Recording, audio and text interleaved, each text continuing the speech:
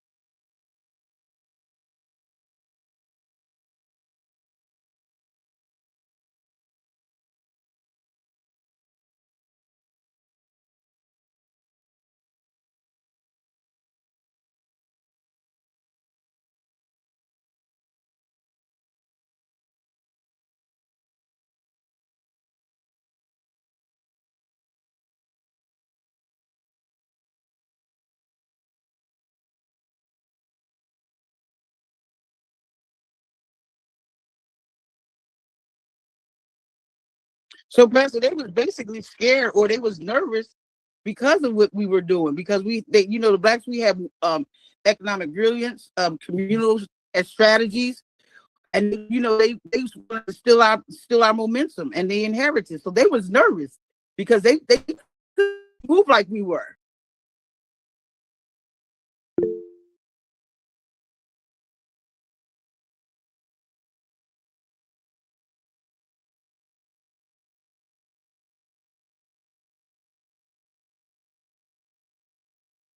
Right, right.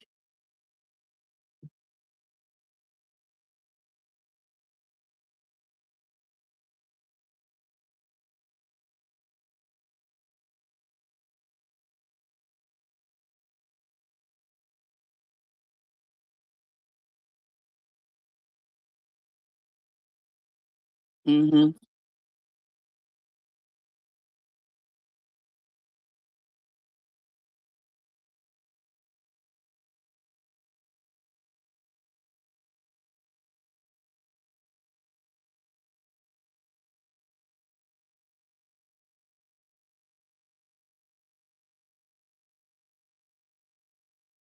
Mostly has her hand up. Yeah, I was just going to add too, because also we didn't need them. We weren't dependent on them. Our money was staying back then. The money was staying within the community, so we didn't have to buy from them. We didn't have to use them as a middleman to, or needed them to distribute anything, or like you said, we had our own, so we weren't giving them any money. So they were threatened by that too, as a, like, the money was staying within that community, it wasn't going out. And we had strategy.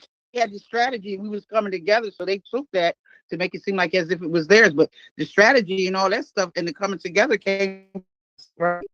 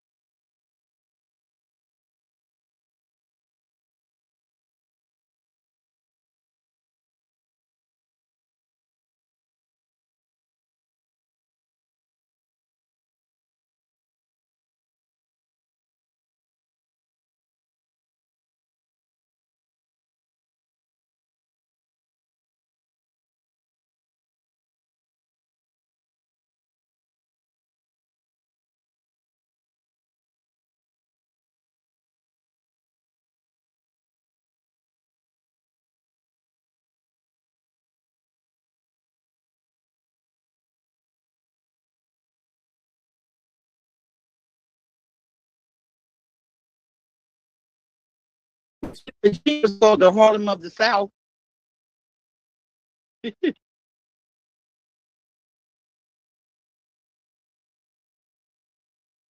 Wow.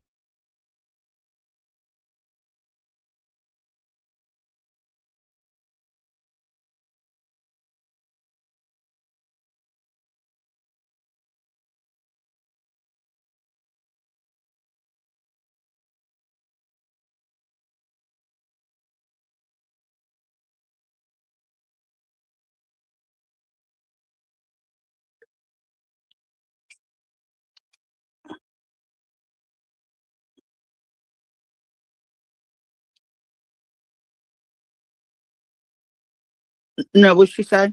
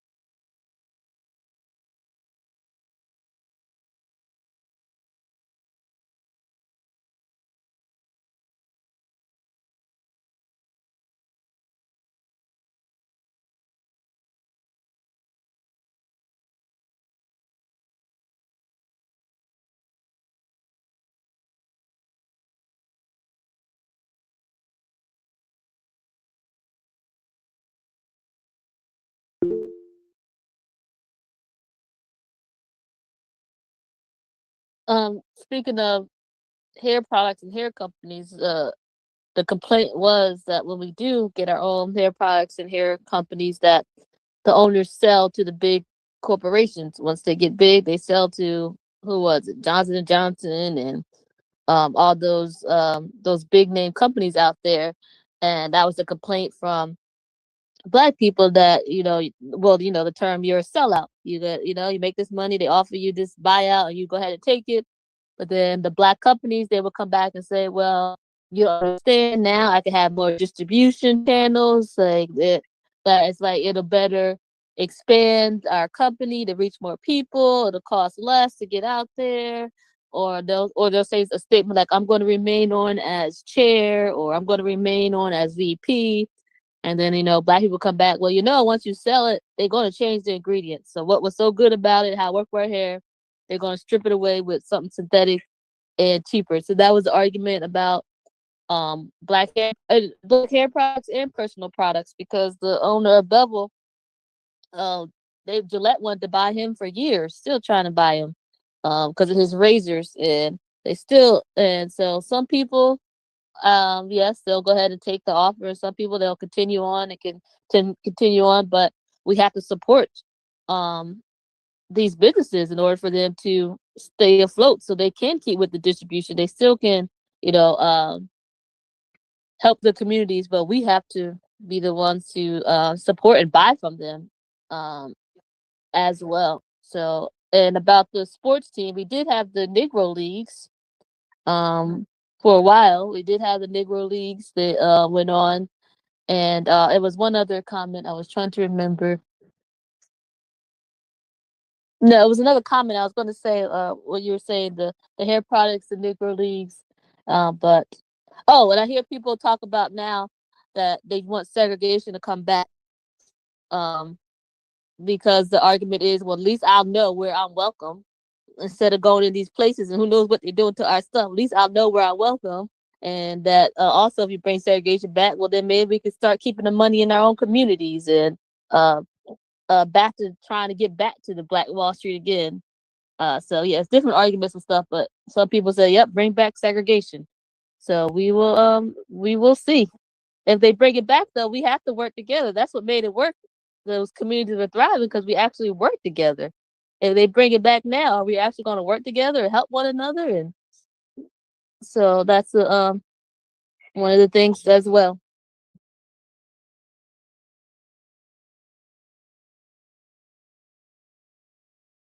And I see we had we were in 1862. They had the Homestead Act of that we was able to get grants, land grants, and then if you worked the land after 5 years, you could keep it.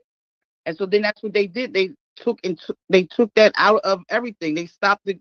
They stopped that. They stopped that whole law to where we weren't able to do that whole process. They just took it away. That whole process.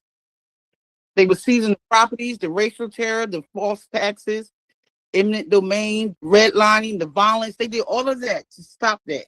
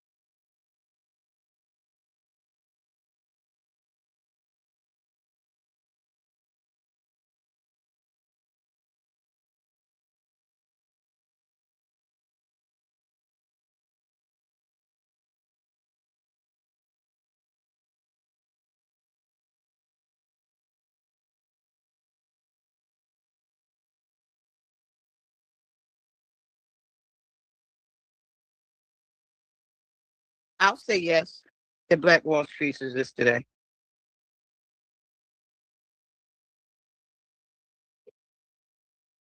I don't know that they exist today, like properly in the way that they were before, but I know that there are, lots of, or not lots of, but there are some strong Black, counties that are predominantly Black and have high, high income and all that.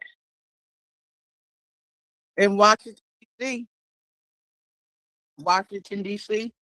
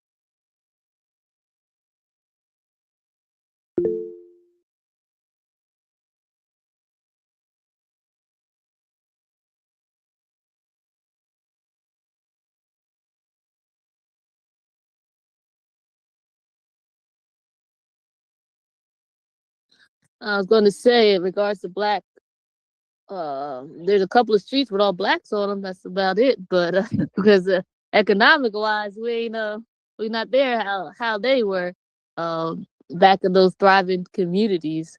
And but there are like all black communities that have blacks, African Americans that are in a high income threshold, like PG County. I used to say, oh, I can't wait. I want to move to and live in PG County one day. Where Marsh and Uncle Sir lived, like out that area. PG County was and then like Baldwin Hills in California was another.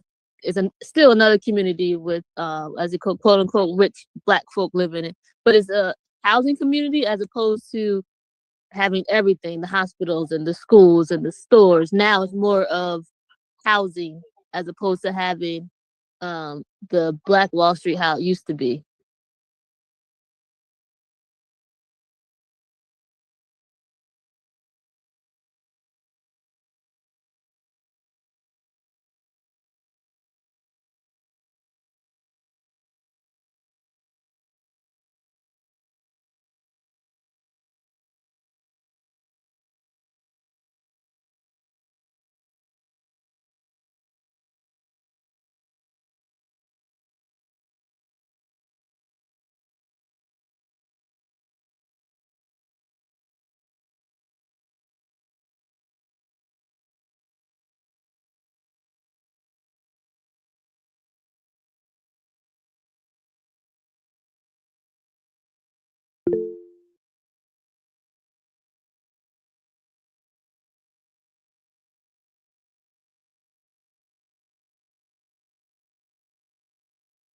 And we look at it as a principle, not a place.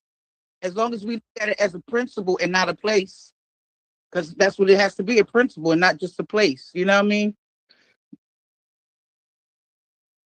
Because that's what I'm just saying. I'm adding that to what, like it's a print. Like we have certain principles, ways to live, like making sure it's like circulating the dollars, ownership over layer, community investments, and the self determination. Like what I mean, principle, not just this place over here is that, but making it something that we're all standing on and coming together collectively to make sure that we do it, and it's a principle that we live by, something that we won't let go.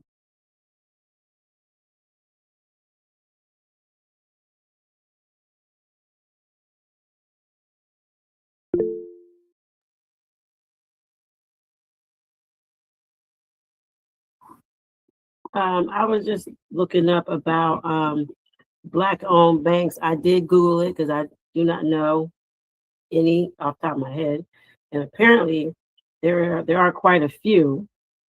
I don't know if the whole um, corporate ladder is African American. So I guess that would be the question. And the largest one is One United Bank, and they offer online services and branches. They're only in Boston, Los Angeles, and Miami. Um, but I did Google it, that there are some there. I mean, I don't know I don't see if anything's local. They got Texas, Detroit, DC, New York. Nothing in Jersey though. That's interesting. But I did see some. I didn't even know. Is it a Dutch? Oh, okay.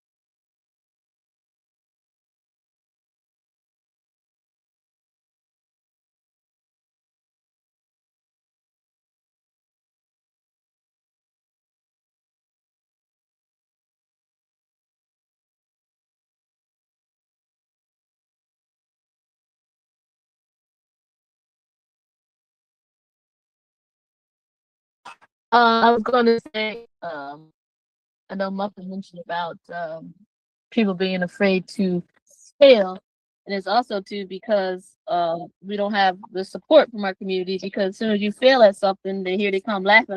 We knew you couldn't do it, or see, I told you wasn't going to work, and things of that sort. Because it was this influencer slash comedian and everything who tried to do his own studio. And so he made a post on social media like, we tried, the cost was just coming. It didn't work out in our favor. But he said, but the good news is we don't owe anybody anything. It was our own money that we took a chance on ourselves. So we don't have to pay back no debtors. We don't have no debt. We could just pick up and start over. He said that was the agreement when he made with his wife. They were going to try and do this, that they wasn't going to get no debt, no loans from anybody. He said, so he wrote a book about it, about not being afraid to fail and just to go ahead and give your dreams a chance and go ahead and do it for yourself. So, like Muffin said, people are afraid to fail because our community, sometimes we're not really forgiving.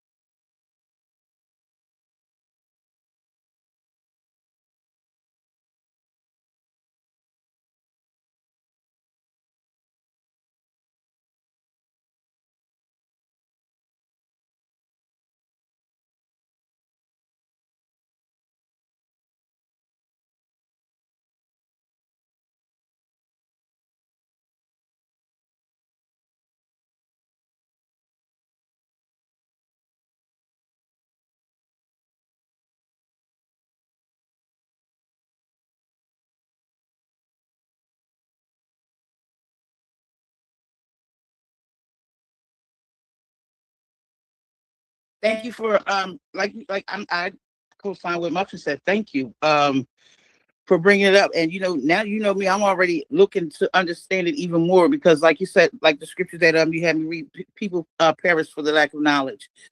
And thank you for your knowledge. Thank you for the heart to want us to understand who we are and how God created us and what he created us to be.